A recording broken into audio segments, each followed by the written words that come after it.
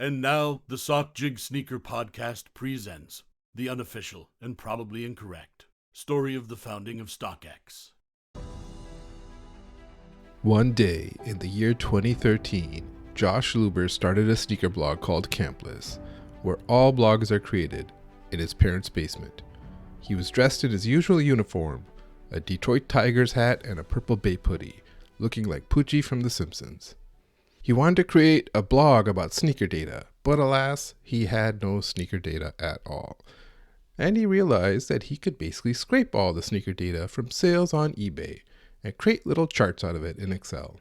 The blog was a hit among dorks and nerds alike.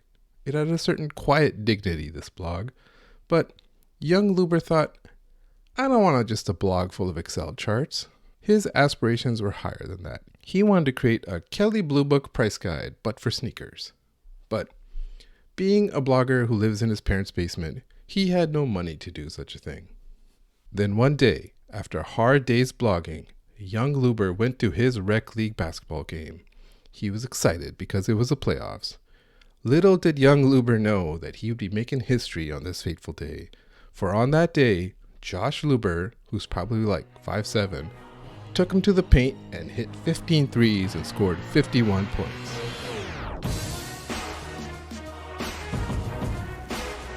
Game. Blouses, Josh Luber said as he stepped over his fallen opponent. But in the audience that day just happened to be Cleveland Cavs owner Dan Gilbert, Eminem, Mark Wahlberg, Carly Kloss, and also Wale for some reason. And they were just standing there in shock, like, what did we just see? How can someone who's 5'7" score 51 points in this rec league game? Instinct took over and they rushed the court after the game and all carried Josh Luber out of the gym on their shoulders. And at dinner later that night, that is when Josh Luber pitched his idea of a Kelley Blue Book of sneakers to Dan Gilbert. And Dan Gilbert said, wow, that's incredible. An incredibly stupid idea. I don't want no fucking Kelley Blue Book of sneakers. I want a stock market of things, and we'll start with sneakers. And young Luber said, hey, I already got all the sneaker sales data I scraped from eBay, and the rest we can just make up.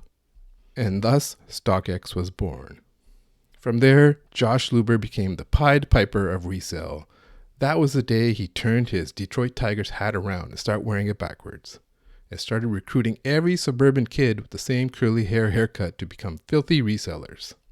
He'd stand outside the Penny Arcade and roller derby rinks where all the teens hang out, and he'd go, hey, you want to make $50? But it wasn't working. They just thought, who's this creep wearing streetwear that doesn't fit his age?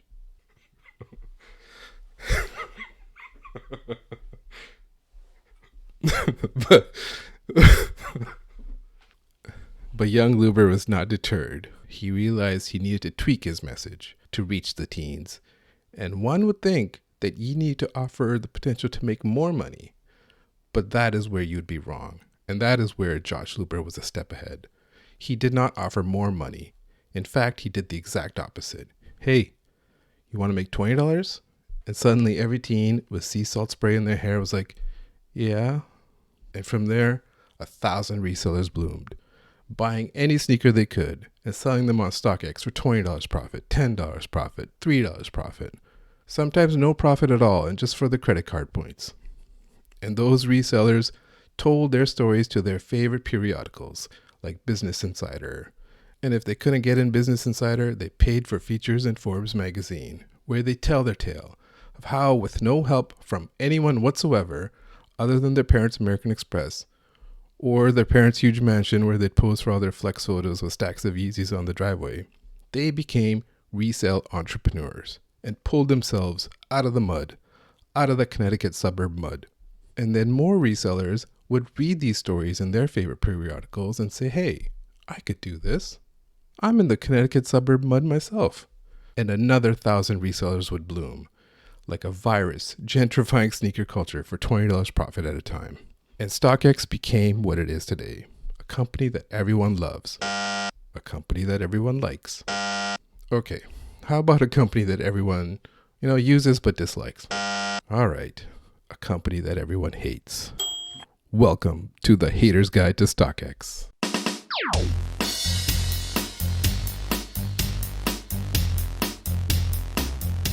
Welcome to episode 56 of the Sockjig Sneaker Podcast. I'm your host, Sockjig. You can follow me on Twitter at Sockjig and on Instagram as well. And today we have a very special episode. We have the Hater's Guide to StockX. And why do people hate StockX? Well, we already have a pretty good idea of why. The usual reasons: they authenticate fakes, the fees are high, how long does it take to get the shoe in hand, and if you resell, of course, you hate all the undercutters, and of course, customer service. Who likes StockX customer service? You know, sometimes on this podcast, I'll talk about pro wrestling as a metaphor for life, or how everything is pro wrestling. And in pro wrestling, you're either the good guy or the bad guy, babyface or heel, as they call it. And I was thinking, do businesses think of themselves as the good guy or the bad guy? Remember when Google first started, they had this mantra, do no evil. And then they had a heel turn and actually took those words out of their business plan. Apple is another example of a company that is probably a babyface company, a good guy. People have good feelings about Apple. But what about StockX? Do people have good feelings about StockX? The answer, of course, is not really. So in the eyes of the people, they're undoubtedly a heel company. However, I think in their mind, they're the good guys, providing a vital service to society. But you can judge people on their words, but also their actions. And if you think you're the good guy, but the crowd is booing, you're the heel, you're the bad guy. But as we've seen in movies, sometimes you need the bad guy. So that's what we'll cover in this episode.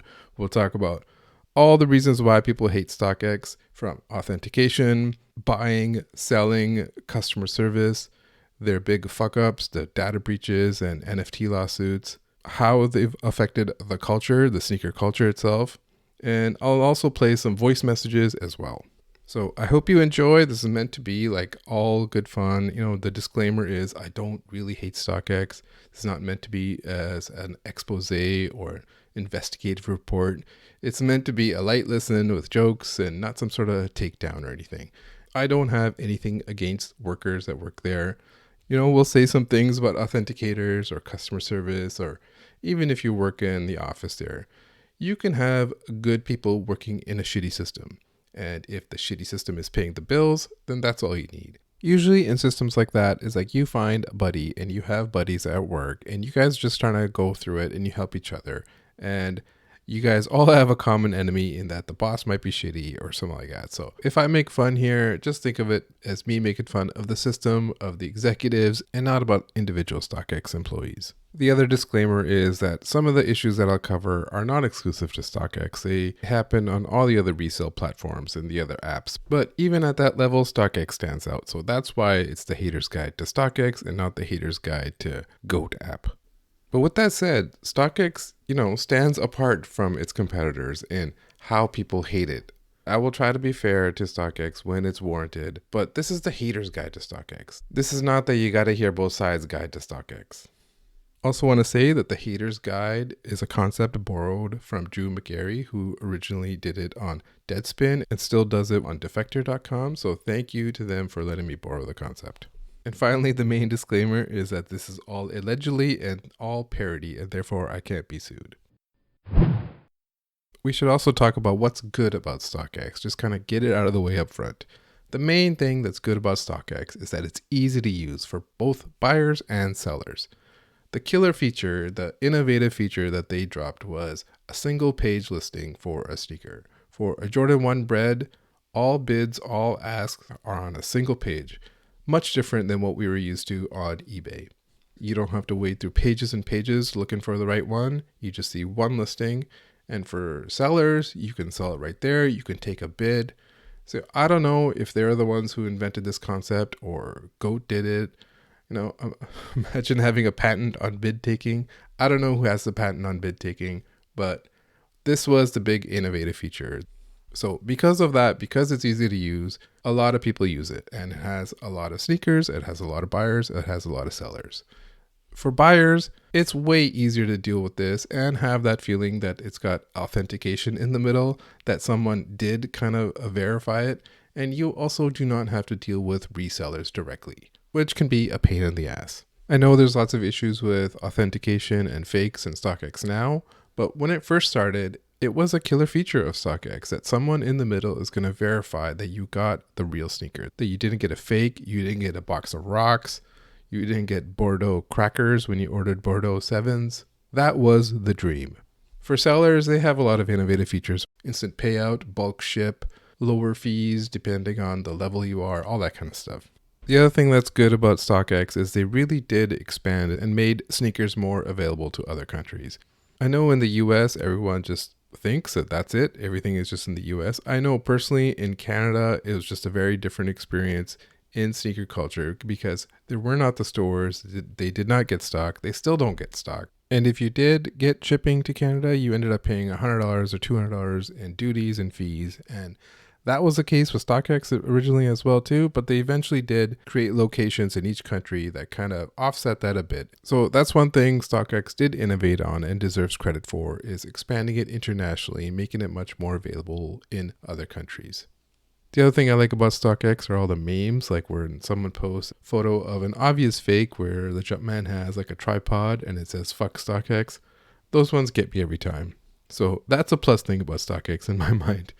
So that's it. I hope that covers enough of the things that are good about StockX, and you can fill in the blanks yourself. So first up, I will talk about authentication. And does anyone remember that first guy who got hired at StockX to be their lead authenticator, the fake education guy? He was around in 2015 and before, and he was the one posting photos on Instagram and on Twitter as well about how to identify fakes. Well, he's been long gone, and cut to 2023, and I could barely remember his name. I had to think about it and search. I knew it was like fake something. Everything just moves so fast in culture, in sneaker culture, so it's easy to forget about you if you don't post. And that's what it seems like that guy wanted. He wanted to be forgotten. I know there's some bad stuff there with credit card scam or domestic abuse or something, and supposedly faked his death and disappeared, but I heard that's not true. I heard he's still around. So that's the update on that guy. Allegedly. But back to 2023 StockX authentication. A typical bad StockX experience story goes like, you sell a sneaker on StockX. It gets delivered and it's just sitting there. You didn't get payout. It's taken a long time. Eventually, you get an email saying it's fake and they've already shipped it back to you. And depending on your standing, they may or may not have charged you the 15% fee and shipping as well. So you're like, what? I didn't sell any fake sneaker. So you contact customer service, which used to be an email, but now that doesn't work. It's like a live chat or something. It takes 30 minutes just to figure out how to live chat with them because they bury it on the site and don't want you to find it. And the customer service on the live chat, well, they don't really help. They can't say much. They're like, we'll create a case for you. So a case is created and then no response. You don't find anything out. Meanwhile, the sneaker's already coming back to you. Finally, if you're lucky, days later, they tell you, it failed because of manufacturer defects. Meanwhile, you got the sneakers directly from Nike, open the box briefly, put the slip in, that's it.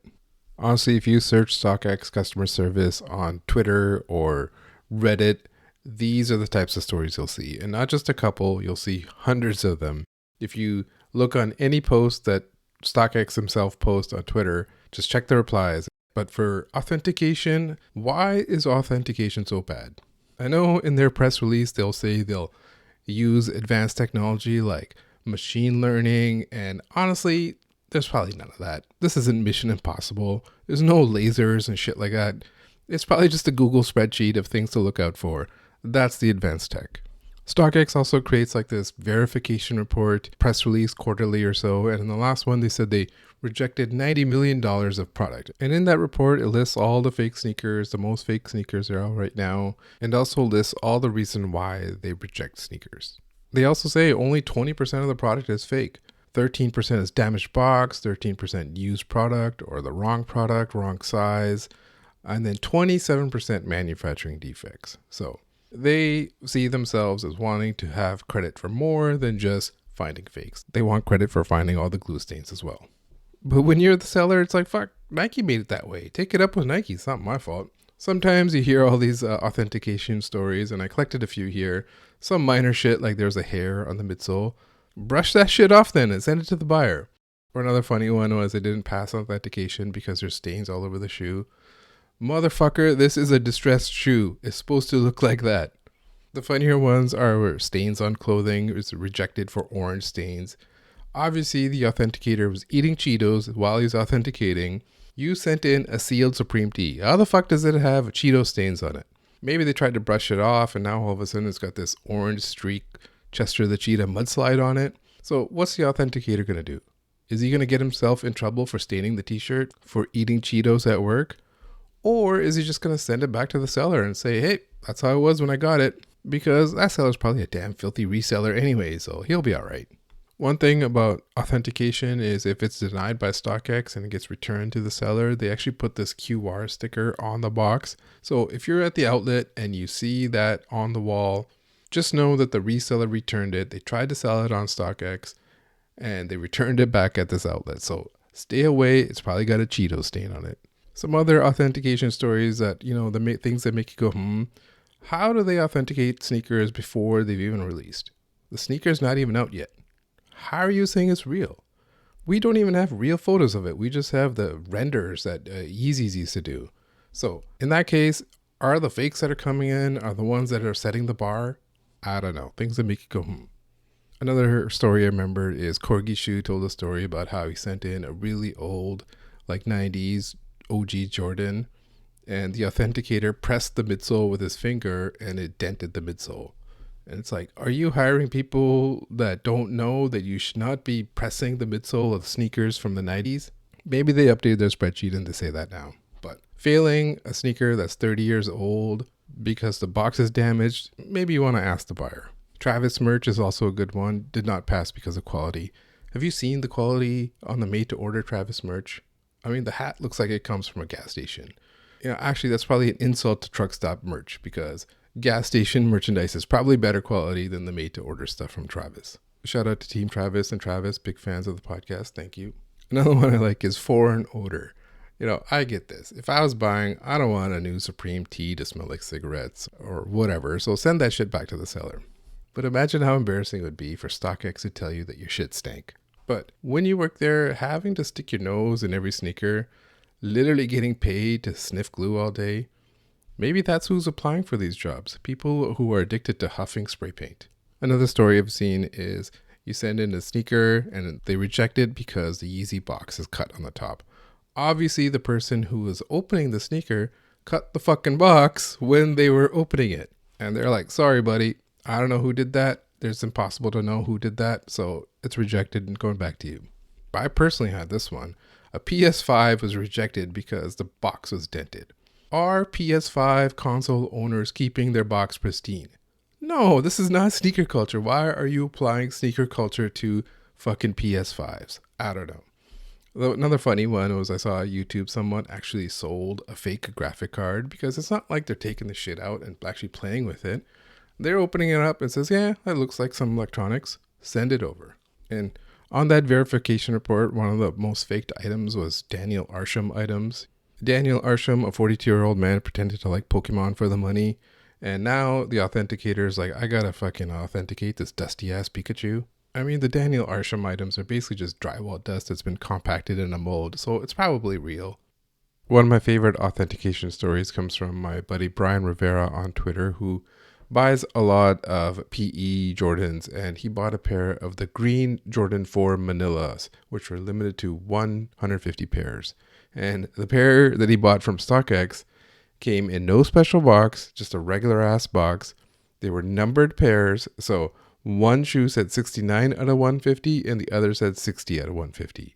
Like, how did this get authenticated? How did this get shipped to him? But if you know Brian from Twitter, that's his luck. That's just what happens to him. And another thing I talked about once on the conspiracy theories episode was about how StockX has a secret VIP program where if, say, a high price item comes in, like say Off-White OG Prestos, and it has a dented box, they pay out the customer, but then they hold it into a VIP program. So I'm totally fine with this if they want to do this, as long as they're paying out the customer. And this is assuming that Drake or someone is in Detroit and they want this pair and they have it in hand ready to give it to him if they need to. And recently there was proof of this posted on Reddit that made its way onto Twitter, where an authentication slip was found in a return box. And on that slip, you could like circle one of the squares, and one of the options was inventory/influencer. So there you go. That's probably the best evidence that StockX has a secret VIP program. And who knows what they could be feeding into that program. But the most important thing is that I was right in that conspiracy theories episode. And another thing I've always wondered is, what do they do with all the shipments that are returned to sender to them? So they must have tons of pairs that just come back to them as could not deliver, return to sender, and then they got to get a hold of the customer. And what if they can't get a hold of the customer? What if that customer has been, banned because they charged back or whatever? So there must be just tons of pairs just sitting there. And I doubt that those are just available as freebies for employees, maybe for managers, but a cheap company is a cheap company, and I just assume they sell it off as a pallet of returned goods for super cheap to whatever private customers that they have for that kind of stuff. Clint of the Cortez brand, the British guy, called out StockX recently for selling fake clothing and fake sneakers, and he posted on Instagram saying, quote, "StockX are the enemies of progress. They sell fake clothes and fake kicks. They got Stevie Wonder authenticating crap." End quote. The Stevie Wonder line is pretty funny, but blind people always catching strays. Meanwhile, they're like, what do? We got nothing to do with this. And I did an impression of a Brit finding a fake from StockX. I'm not very good at impressions. I could do them on Twitter, but I don't know. Here's my impression of a Brit finding a fake from StockX for the podcast. "Oi, what's all this then? These trainers have gone to pot, haven't they? Bit odd, isn't it?" Okay, that was terrible. I probably did half Australian accent in there.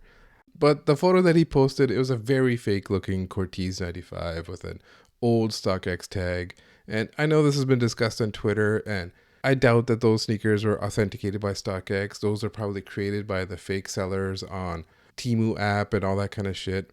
StockX hasn't even used that tag in over a year.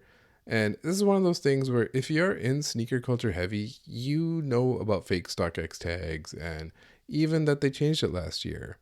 But if you're not going to know this stuff. Like, how can you know all that stuff? So, Clint, I'm not sure how involved he is. I know he's busy building a brand, which he's done very well at. So, he's probably more invested in that kind of stuff than StockX tags. "Oi, Clint, bruv, just listen to the Sockjig sneaker podcast, mate." All right, that was still terrible. So, that's just some of the horror stories you'll hear with authentication. If you search Twitter long enough, you'll see so many of these kind of stories. And when you sell, it's just a roll of the dice. You don't know what's going to happen. And you just hope that it doesn't happen on your more expensive items. Personally, I don't trust it. If I do sell a high-priced item, I film myself shipping it. I film myself packaging it up. When I drop it off at UPS, I make sure they scan it right there. I make sure they weigh it. I make sure I get a receipt, everything, because I need that receipt. I need that weight on there. I need all that kind of stuff in case they ever try anything with me. I heard a story once where a seller basically puts his own tags on each sneaker in case something happens and they try to ship back the wrong pair, so that he makes sure he gets the sneaker back that has his own tag on it. So these are the links people will go for StockX authentication, because that's what it's become these days. And also these days, StockX was in the news because they couldn't authenticate 38 pairs of fake sneakers. So let's talk about that next. I covered the Nike NFT lawsuit in episode 32 of this podcast, so check out that episode if you haven't. But a quick recap is StockX introduced Vault NFTs when NFTs were all the rage, and it's basically a real Nike sneaker placed in their vault, and it is associated to an NFT with a picture of the Nike shoe. And then that NFT is bought and sold and redeemed on StockX. And it was not even a real NFT. It was basically locked to their platform. You couldn't take it to other platforms, all the whatever dreams that people had of NFTs. And their legal terms had a whole bunch of shit in it. All that kind of stuff is pointless now because who gives a shit? But meanwhile, Nike was entering the NFT market themselves at the time, and they don't want market confusion. They don't want StockX looking like they're selling Nike NFTs and Nike's got something to do with it. So Nike basically said, fuck these guys, we run this NFT shit with our name on it. And now not only are just regular buyers and sellers that have issues with StockX haters of StockX, the biggest sneaker company in the world is now a hater of StockX as well. And so they sued StockX for this. And then later in an amendment, they basically said they obtained fake sneakers from StockX that had a verified authentic tag on it. And StockX counter to that was hilarious. It was basically like, oh yeah, well, hundreds of Nike employees and senior executives have been selling shoes on StockX. So what do you think about that, Judge? Isn't that against your Nike employee rules? Meanwhile, saying that Nike execs sell on StockX is probably a violation of StockX's own privacy policy, but I'm not reading it. I've covered this in the past, and I honestly think StockX's best defense is the first sale doctrine that limits the rights of IP holders to control the price of resale. Meaning, if you own it, you can resell it. And StockX is probably saying that's what we're doing in this case. But the 38 pairs of fake sneakers, that came out in depositions, and it's out now, but this is originally on Instagram. His name is Sneaker Strut, and he was buying sneakers to hold, which is something I myself have done on Goat though, on Goat Storage, where I never actually get the sneaker. But that's long over. The game is so different now. I stopped doing that a long time ago. But back then, Sneaker Strut was buying University Blue, Mocha, Hyper Royal Jordan 1s. And then when he saw them in hand, something seemed off. He decided to do check and other things with it, and a lot of them were fake is what he saw. I assume he didn't get a great response from customer support, so he did what we all do when we get a shitty experience from them. We go to Instagram or we go to Twitter and we complain about our shitty experience just to let other people know you have a shitty experience if you buy from these guys. So he had posted this on Instagram, and I guess Nike noticed, reached out to him, and then he became part of this lawsuit. And 38 pairs of his 62 pairs were fake. And these were very good, one-of-one quality fakes at the time. And they had flooded the market, and you saw that the price of them had dipped, which is the reason Sneaker Strut had bought them in the first place, because the price seemed down. And at the time, any good Jordan 1 you could just hold for even 6 months, 8 months, a year, and the price would go up $100. It's probably not the case now, but that's how it was back then. On sneaker Twitter, you may have heard the term money jig. That term comes from Nishat on sneaker Twitter, who was on the GFNF podcast on YouTube and said that he was selling rep Travis 1s on StockX and that they were passing, and that it was not his problem because it's on StockX to verify. And StockX was not doing a very good job at this. And the obvious moral stuff about selling reps aside, he does have a good point that StockX didn't reject 100% of those fakes. They passed half of them, maybe more. And Nike's basically said the same thing. And they proved it in court, that StockX can't be relied on to authenticate every single sneaker. But Nike is not suing because StockX passes fakes and they're against fakes. They are suing because they want StockX out of the paint of creating Nike NFTs. That's their real reason for that lawsuit. But what's going on here is that good quality fakes will eventually flood the market on the most popular pairs, on the most worn pairs. Sometimes you see it before the sneaker's out. Sometimes you see it, 5-6 months later. But fakes will flood the market. And then all of a sudden on StockX, on the sales data, you will see that the price has dipped. It's months later. There's no restocks. And all of a sudden there's just a ton of sales. And they start passing. That's the money jig. And so maybe it's half, maybe more. I don't know what the percentage is, but a good chunk of those fakes pass authentication. So does this not raise alarm bells at StockX? Like, if people on the outside like us can see this based on the sales data, the volume, the dip in price, if we can see it with the public data, why can't StockX see this with the access to the internal data and reports that they have? StockX is not a sneaker company. They don't sell sneakers that they have. They are a tech company. They are a service. They are a marketplace. And every tech company is a data company. This whole company was founded on sneaker data. It's supposed to be the Kelly Blue Book of sneakers. So why aren't they doing anything about it?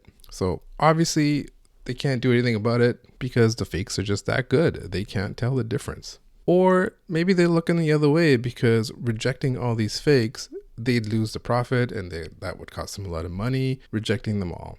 Maybe it's kind of like how car companies deal with recalls. It's only worth doing a recall if the cost of litigation would be higher than the cost to fix it. Maybe high up, this is how they think, because dealing with one person who has a fake at a time and the customer service, whack-a-mole that you have to do is way easier than having to say, hey, half the University Blues that we sold were fake. Sorry about that. Here's your money back. They're not going to send a mass email like that. The fake manufacturers, they flood the market with these one-on-one quality fakes. And it's not just sneakers, it's V-Lone, it's Essentials, the Spider stuff, but also, like I said, these well-known sneakers like the Travis Jordan 1, the Travis Phantom recently.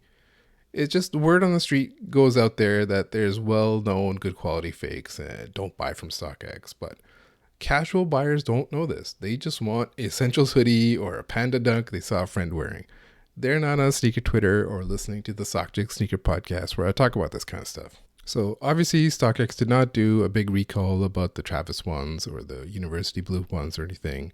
But what they did do was change the word verified authentic to just verified. And that was in November 2022 or so. And that was another story that was first reported by Sneaker Strut on IG and another one that I helped break wide. And obviously this was a response to the lawsuit from Nike.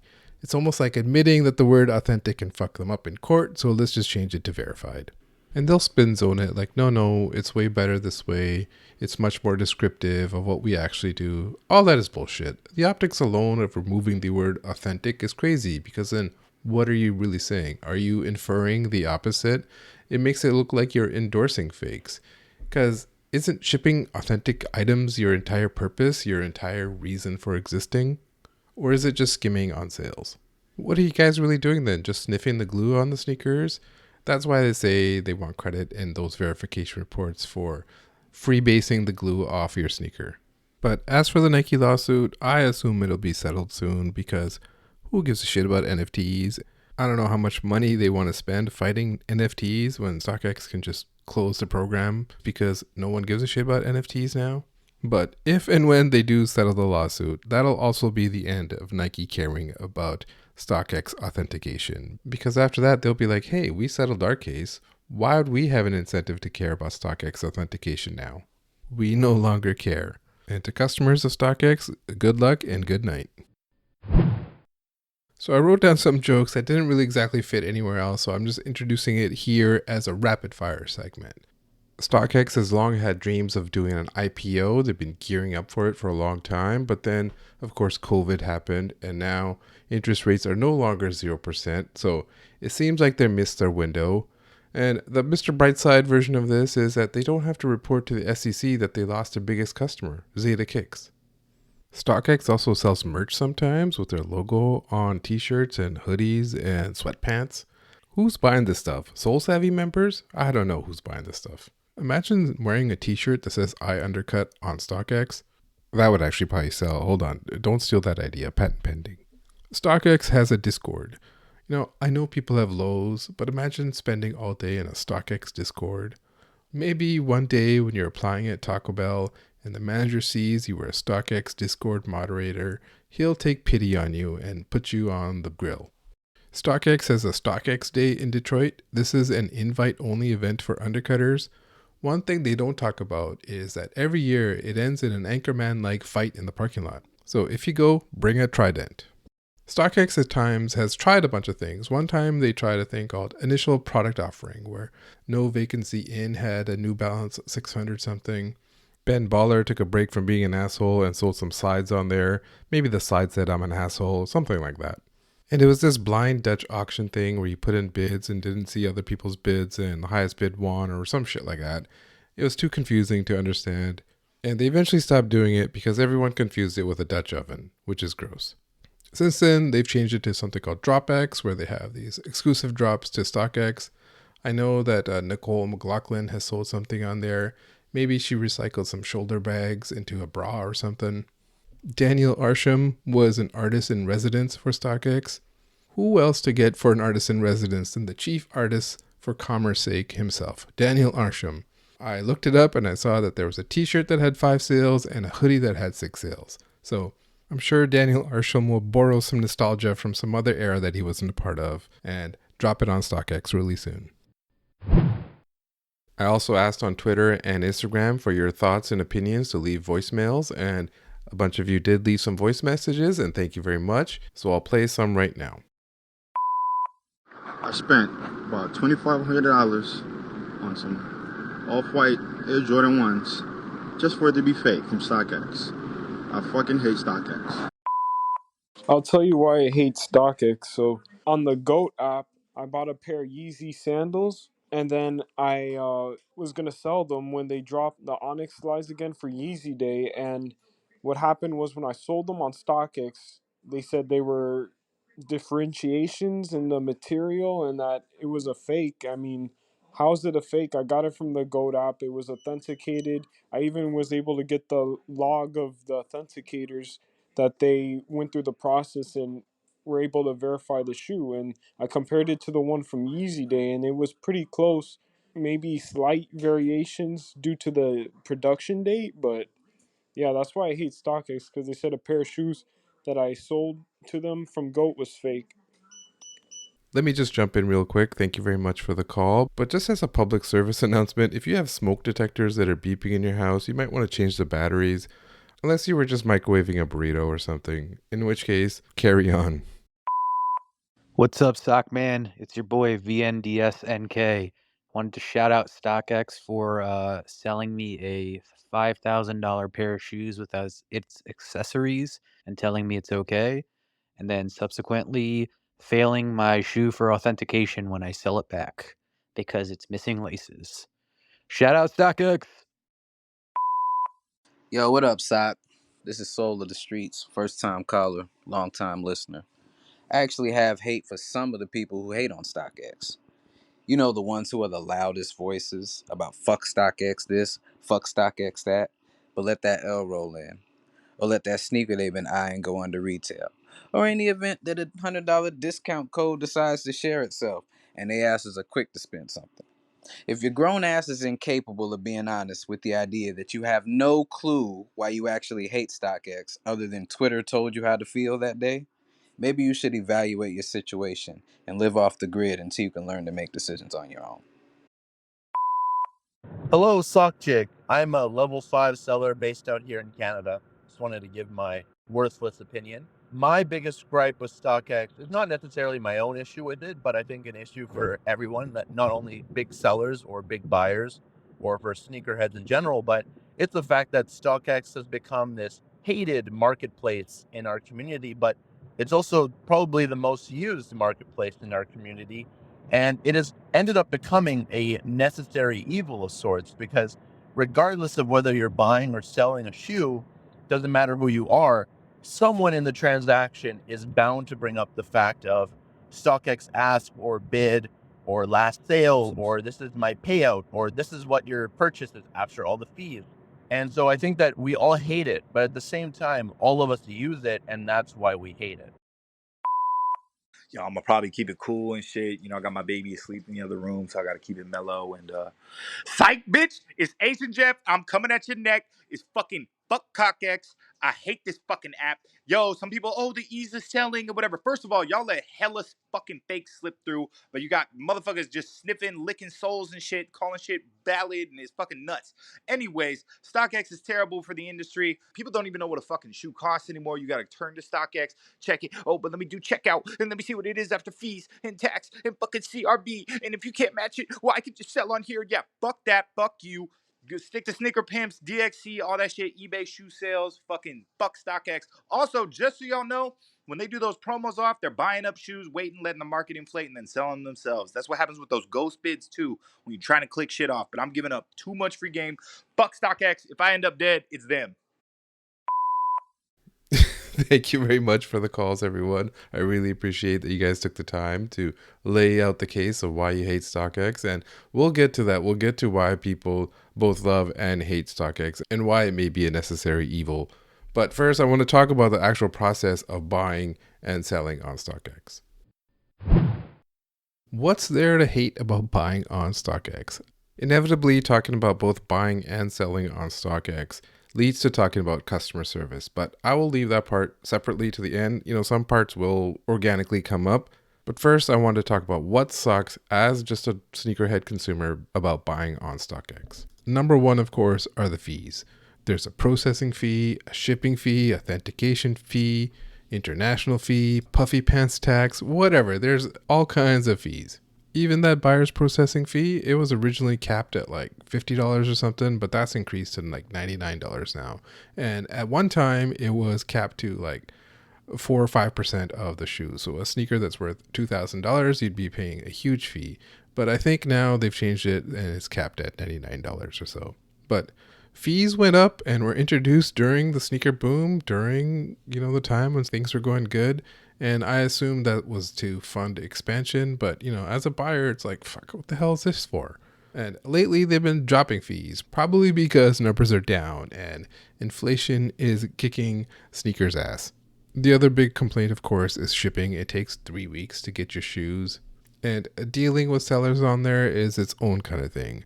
Sometimes a seller takes forever to ship. So especially when you live close to an authentication center, you could have that really quick if that seller would just ship to them. And normally, if a seller hasn't shipped within a window, you as a buyer can then request a cancel. But it's a pain in the ass to even get a hold of them to cancel. So you have to be on top of it and in that window before the seller ships. And StockX is just going to kind of delay that and hoping the seller ships. But there's also the case when the seller doesn't ship at all. And this is often when, the price of the brick went up. A sneaker was released, someone sold it, and then over the weekend, the price went up $50. And the seller is thinking, fuck, I'm not shipping this. I can make $20 more after fees. So they don't ship. And what can StockX do in this case? Sometimes they say they'll find a replacement seller. They just kind of delay it. And for a week, your money's on hold. You can't get the shoe. Eventually, they say, sorry, couldn't find you a replacement, which is frustrating as a buyer because we had a deal, but StockX is not going to force huge fees and ban these sellers. These are their best clients. Most likely, they're a big seller in good standing, level 3 or 4 or whatever, and didn't even get a wrist slap. They probably didn't get fined, didn't get any fees charged or anything. But I know they've changed it now where after multiples, fees will go up or whatever it is. So at least they're sort of addressing this. The other thing I've been thinking about is like if you are an average buyer, not a sneakerhead, you just want, Panda Dunks or whatever. If you're just an average buyer, if you receive the wrong shoes, the wrong size, it's a pain. You missed your shoe. It sucks because you had to now deal with customer service, get a hold of them, and then if you buy again from them, it's going to take another 3 weeks, but can you even trust them? The other thing you'll see complaints about on Twitter on just from like average accounts is like, I can't cancel an order. They should be able to cancel an order like Goat does within a short window, like a hour or two after the sale. Another complaint you'll see from average buyers is like, you bought it, it doesn't fit, now you're stuck with them. You can't exactly return them because StockX will just tell you to sell it again. And if you sold it again, you would get, 60 cents on the dollar. The other frustrating thing as a buyer is just the user experience of the app. And I know one of their strengths is how easy the site is to use, but they do make certain choices that make it frustrating to use as well too.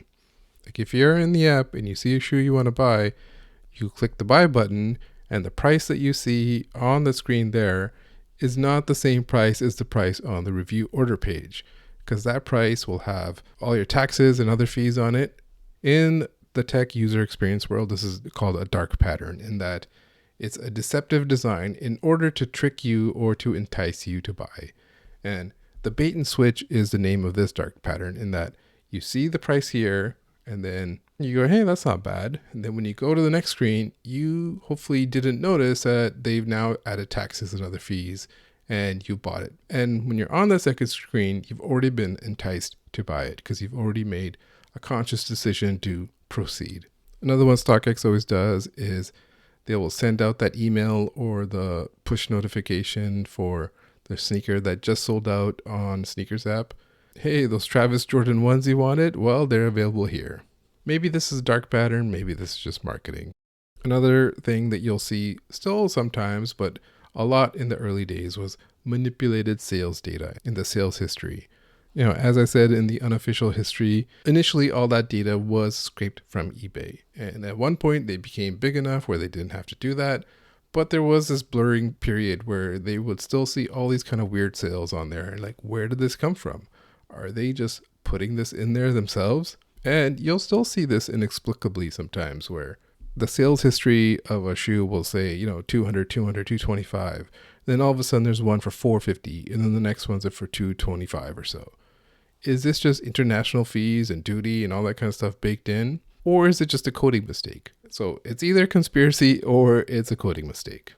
As a buyer, you're just like, what's that? But as a seller, you're like, what the fuck is this? Why can't I get that price? So I'll talk about selling on StockX a bit. And so if you sell on StockX, congrats, you hate making money. The same item sells for way more on GOAT or other platforms than it does on StockX. I've honestly sold sneakers on GOAT where my payout was higher than the lowest ask on StockX. How does that happen?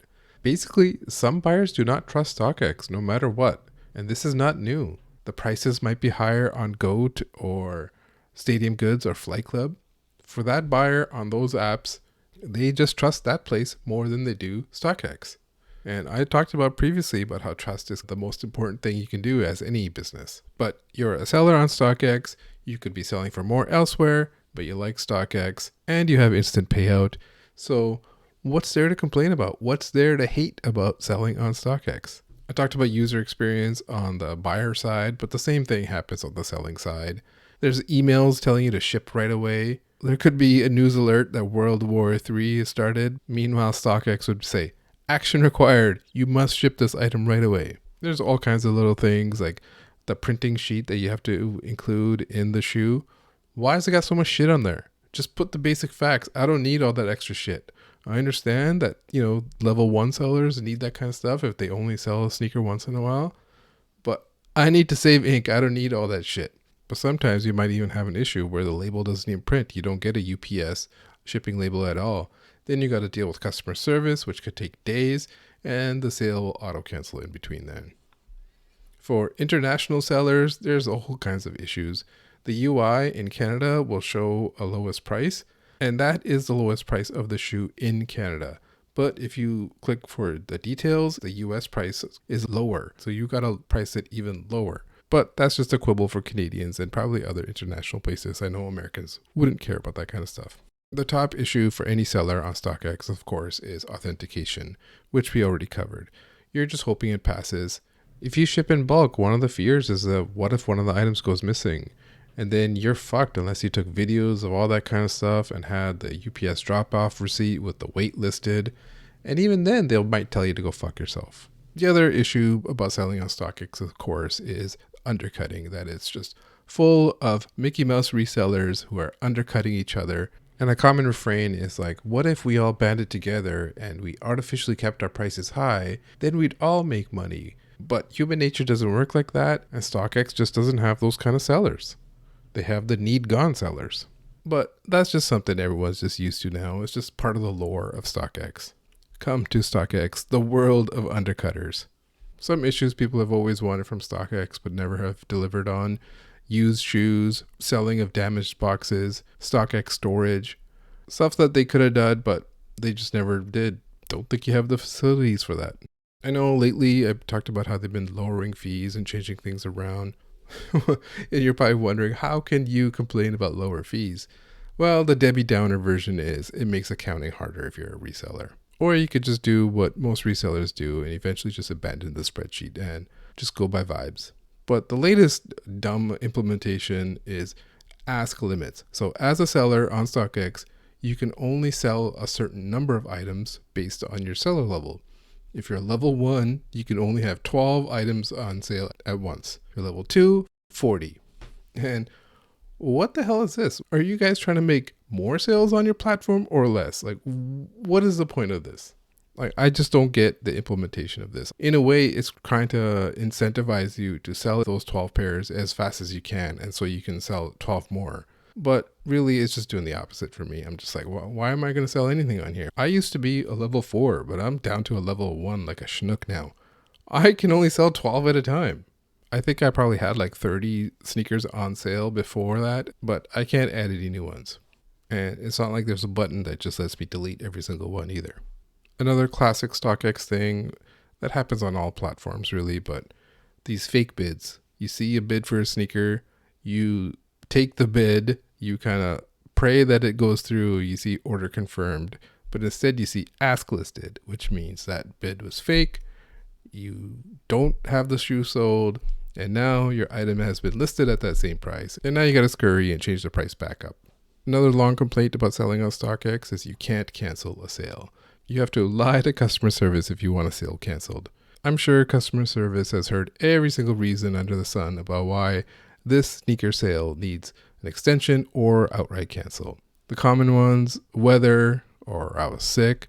During COVID, this one, you could have just said, I got COVID, I can't ship. Or UPS was closed, or there was a power outage. Maybe the best one, or maybe the worst one probably, is grandma just died. Imagine how many times a customer service rep has heard that grandma died. Grandparents don't want much from you. They just want to spend some quality time with their sonny boy. Truly, that's all they want. They want you to honor them and their legacy by just having a meaningful conversation with them. Meanwhile, you're telling Wanda at StockX customer service that Nana just dropped dead, so you need an extension on your sale.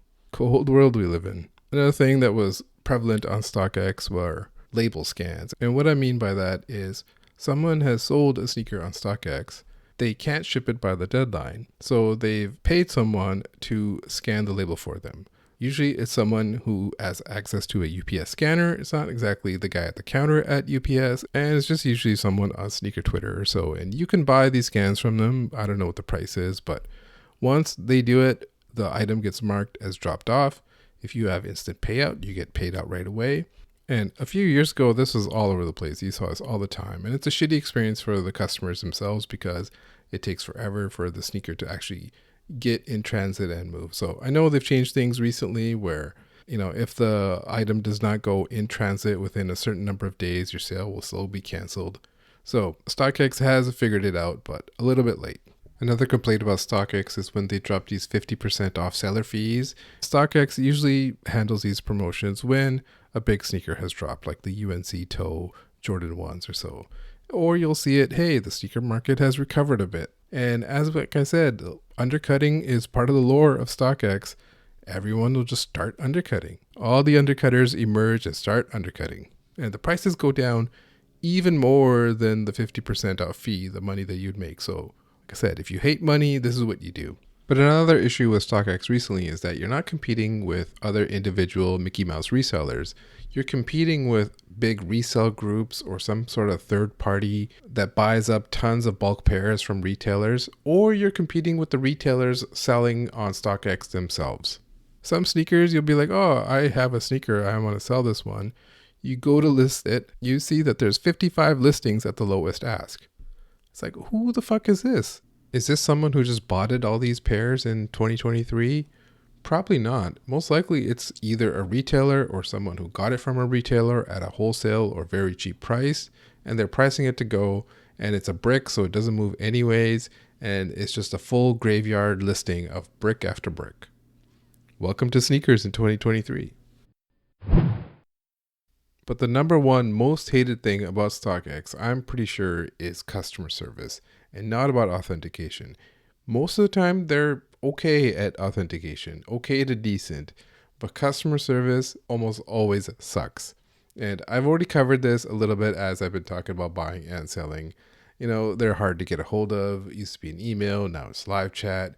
You can't phone customer service is an often complaint that you'll hear. But really, you can't phone any tech company. Try calling Facebook or Google right now. Hello, I'd like to speak to Mark Zuckerberg, please. It's not happening. That's just because tech companies don't buy phones. They don't buy phone lines, the voice over IP version of it, whatever it is. They don't want to pay someone to sit at a phone. It's not efficient for them. It's all a ticket system now. But if you do file a ticket and you do get a hold of someone and a response, if you have a real issue, you most likely just get some standard template responses where they're just trying to push back and stall and not always trying to solve the problem right away, just trying to get rid of you. And I talked about AI and generative AI and how it could revolutionize customer service. And it's possible a lot of this ticket system is just replaced by a bot that auto replies to you based on the content of the message that you sent to them, which may make things worse than it is now. Maybe it makes it better. I don't know. Some of the horror stories I've heard over the years, the obvious one is, say you got a fake. You buy a shoe from StockX, you get it in hand, and it looks like an obvious fake. How could this get authenticated? So, like I said, you go through the motions, you get a hold of them, and they tell you it's not fake because it passed authentication. It's been verified. And they tell you just to sell it back on StockX because it passed once, so it'll pass again. Meanwhile, you're pretty sure this is a fake, and you having second thoughts about why would I put a fake back on the market? Why can't they just refund me and I throw this shit in the garbage? But they want to stall and not pay you back. They're telling you to just sell it on the market again. They're encouraging fakes to stay on the market when they do that.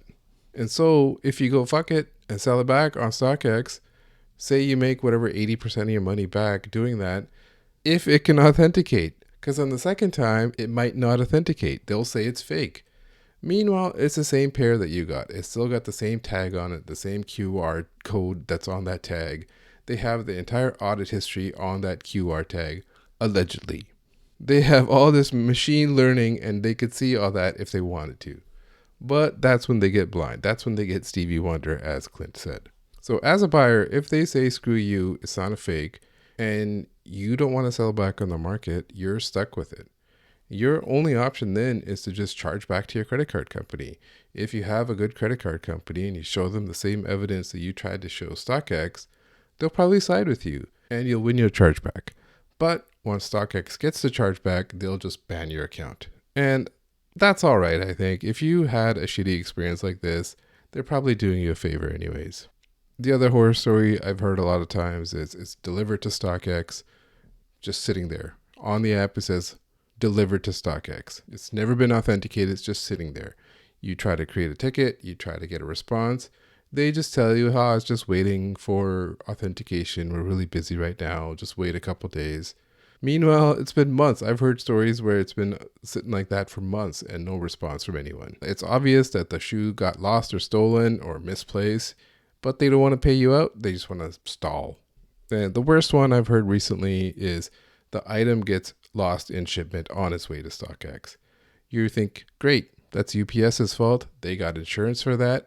UPS will pay StockX. StockX will pay me. Easy does it. But no, it's not like that anymore. They unlock some new bullshit where they don't auto pay you at all. They want the drop off scan receipt. And sometimes you don't have time to get that scan receipt. Sometimes you don't have time to film yourself like I talked about. And then if you do have the scan receipt, sometimes they just scan it and go. They don't do the full weight and everything. And if they say there's no weight listed, then they're going to say maybe you sent an empty box to us. So fuck you, we're not going to pay you. Meanwhile, they get the UPS insurance payout regardless, and they basically scammed you out of the money.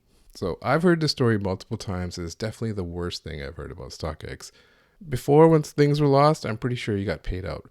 So whatever strides they've made on other aspects of customer service, they unlock this new bullshit all the time. Just search StockX on Twitter, as I said. Search by latest, and you'll see hundreds of people with issues.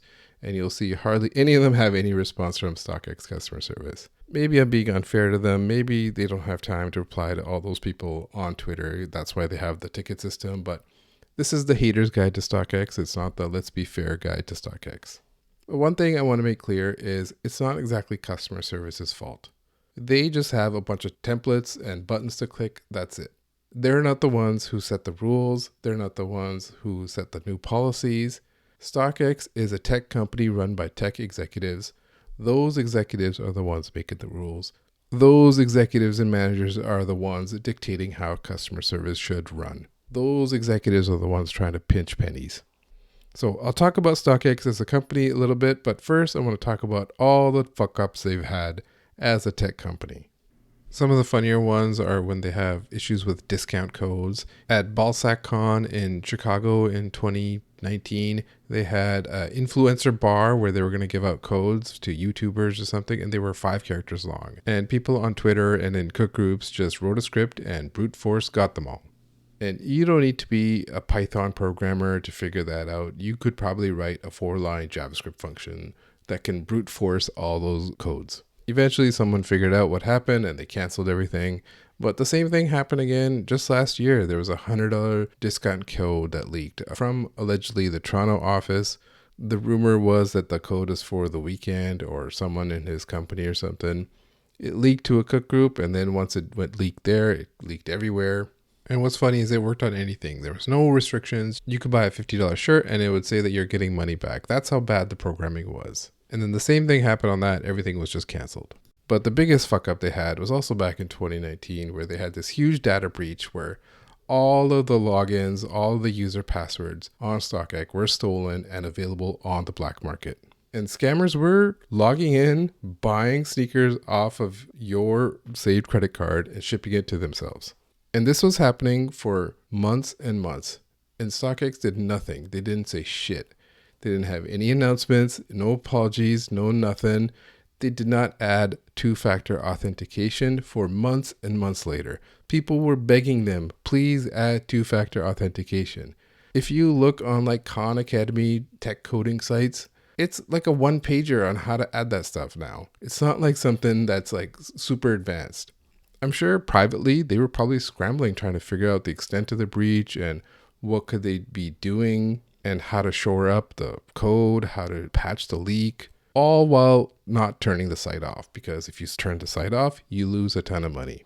And the fallout from that, there was like a class action lawsuit. And the funny thing on that was StockX claimed that when you agree to the terms of service, that you waive your right to class action claims, which is probably why they never said anything publicly for so long. They didn't want to give any ammo to any lawsuits.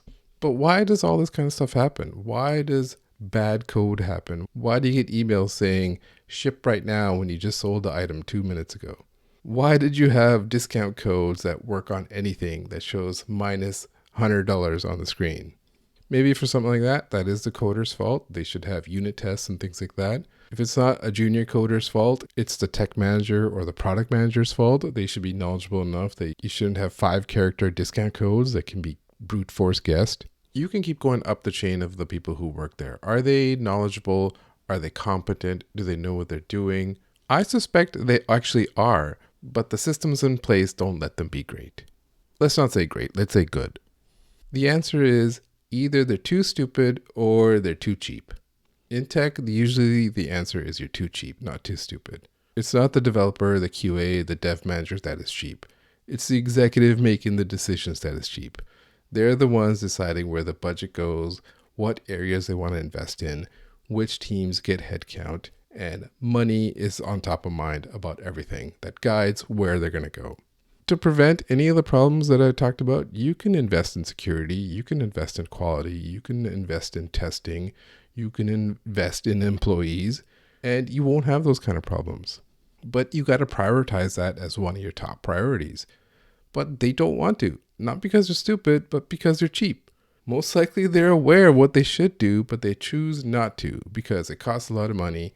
And at these key points in a tech startup, it's more important to make money and not worry about how this may break your customers' trust. As I've talked about on the business editions of this podcast, trust should be the key priority of any company ahead of growth or expansion. But it's obvious to me that StockX executives did not think about this back in 2019. Maybe they do now after the growing pains, but they didn't have to have those growing pains. Because like I said, if you cut corners, you eventually have to pay. Bad code costs you money. All those refunds and all those credit card fees and all those discount codes, the customer service cost, the hiring security professionals to audit your stuff to find where the breaches were, the class action settlement, all that stuff costs money. Like I said, if a company wants to care about customer service, they will care. They will spend the money. They will hire the right people. They will put the right systems in place, the right protocols in place. But this is just who StockX is. This is just how they act. This is how they want to spend money. This is how they want to save money. And we'll get to how they are and how they think kind of at the outro part. But first, I want to talk about how StockX has changed sneaker culture forever. Some of the dumber ways, like how people wear the StockX tag on their sneaker, they don't take it off. This kind of started outside of sneaker culture, I'm pretty sure. New sneakerheads, or maybe it was in China, but new sneakerheads would leave the tag on because it was a way of showing that what you're wearing is real because it has been authenticated. And this just goes to show that when a culture grows and new people onboard, they will take it in directions you don't expect. So at the beginning, I talked about what's good about StockX, and they have changed a lot of things for the good as well. They made sneakers accessible. They've made sneakers international. The prices are reasonable. That's where the term "it's cheaper on StockX" comes from. People go out, they see a price of a sneaker on Facebook group or at that mall consignment shop, and they think it's cheaper on StockX. Never mind that the price premium for an item in hand right away versus one that you got to wait weeks for and hopefully avoid a shitty customer service experience is going to be different. The other thing that they've changed is just so easy to see what the current market of a sneaker is now. When you see screenshots on Twitter of how low a brick has gone, it's usually a size 8.5 on StockX. It's not a size 13 from GOAT. Even if StockX is not exactly a true reflection of the market. The street price is always going to be different. Like I said, the price in hand is always going to be different. You see this when you travel, you just want to spend money, you want to leave in tomorrow, it's going to be part of the experience. You're willing to pay more when you're traveling. Same as like Christmas time as well. At Christmas time, the StockX price sometimes goes down. Meanwhile, the street price will go up because people are in a panic to get it in time for Christmas. But those are just, small examples because overall, StockX has set the market price. It's true enough. And that's where the executives are like, hey, the price is the price. But if you're not a seller, if you're not looking into resale market, it's still changed sneaker culture. It's changed how you think about sneakers. If you're a collector, sometimes you'll have that thought, should I wear this or keep it dead stock to sell on StockX? Before, it was work to sell your sneakers, so you didn't do it as much. But now you're thinking, I can't undead stock this. StockX will reject it if I undead stock this. So that's how it's led everyone from casuals, collectors, to pro resellers to just become a reseller. StockX has made it easy for anyone to become a reseller. You could be in a store, you can check the app right there, and you can see, hey, I can buy this sneaker right now and sell it for $10 profit. Whereas before, in the olden days, you would not do that. But now you're doing it for $2 profit, $10 profit for the credit card points. And as I talked about in the cold open, it's gentrified resellers. All the Business Insider entrepreneurs have done this. They're spreading like a virus throughout the country. Well, they were at one point. The current state of cut groups is like price errors, vinyl, gambling picks, or shit like that. So you might be thinking, as I've been talking about in this episode, that I'm saying all this, but you're like, I still like StockX. There's a thin line between love and hate with StockX. A reseller could hate StockX, but they will use StockX to justify their price.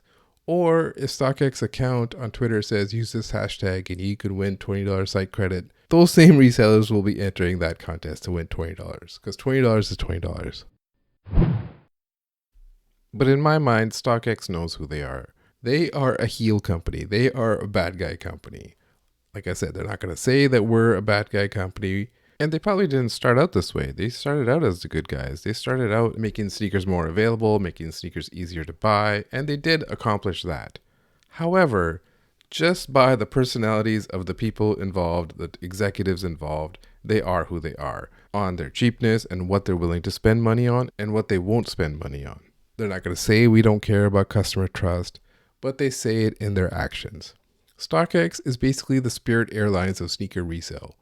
But Spirit Airlines is not out of business. Customers don't trust Spirit Airlines, but they use Spirit Airlines because it's the cheapest option. They welded some wings on a bus and are in the air right now. StockX is the same. They think you customers come here because prices are the cheapest. The site is easy enough to use. You're not here because you get A-class customer service. StockX didn't change and become better at customer service and better at everything because they didn't have to. Because the prices were lowest on their marketplace, so they had no reason to. They could stay being Spirit Airlines.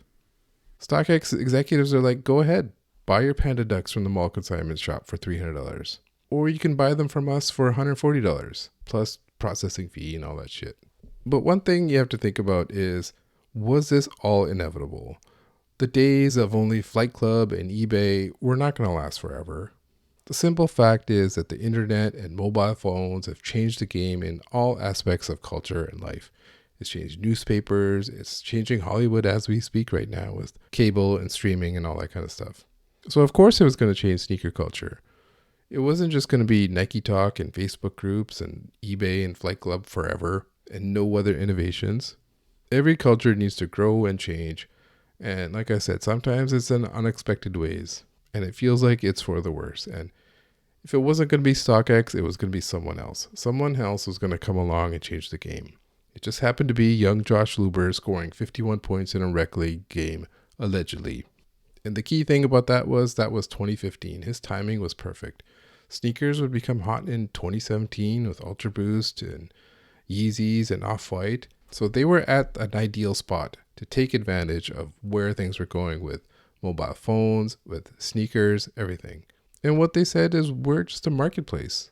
StockX said the price is the price, and it's not us deciding the price. It's you deciding the price. That's why StockX probably doesn't think of themselves as the heel. You're the heel. You're the one setting the price. You're the one buying the sneaker. We're just the one skimming off every sale. And that's why I say StockX is the way it is. They're Spirit Airlines. They have no obligations to sellers because there's someone else there to replace them. And lately, when the gentrified resellers have gone down, they've been replaced with retailers. They have some obligation to buyers. The obligation is that you get the shoe that you ordered. Just like how Spirit Airlines has an obligation to fly you from A to B on a bus with wings. So if their obligation to you is the bare minimum, it's an easy decision not to use Spirit Airlines. So it should be an easy decision not to use StockX. You can be like how GOAT buyers are and just spend more on GOAT and not use StockX and don't trust them. But GOAT is not the answer to everything because overall it might just be a slightly better experience in StockX. You can also choose not to pay resale as much as you normally do. Whatever it is, that's got to be a personal decision for you. Does the good of StockX outweigh all the negatives I've talked about here? But, imagine for a second, can you imagine a world without StockX? It'd be like Lionel Hutz imagining a world without lawyers. Everyone is holding hands and singing and there's rainbows. But what if StockX were to close down? Let's say it's closing in 6 months, so it's not like a rug pull. It's not just like a Thanos snap of the finger. But what if StockX died? What if the enemies of progress were just gone? Bruv, enemies of progress. Okay, I won't do that. Would it hurt the state of reselling? Would it affect you as a sneaker reseller? Would it affect you as a retailer if you own a shop? Would it affect you as a sneaker collector? The answer is maybe. Maybe it would. Would it affect sneaker culture overall if StockX just disappeared?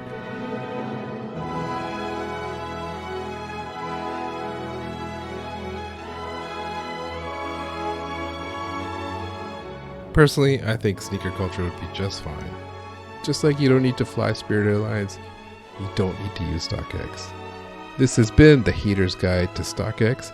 Thank you for listening. I'll see you next time. StockX, you can go fuck yourself.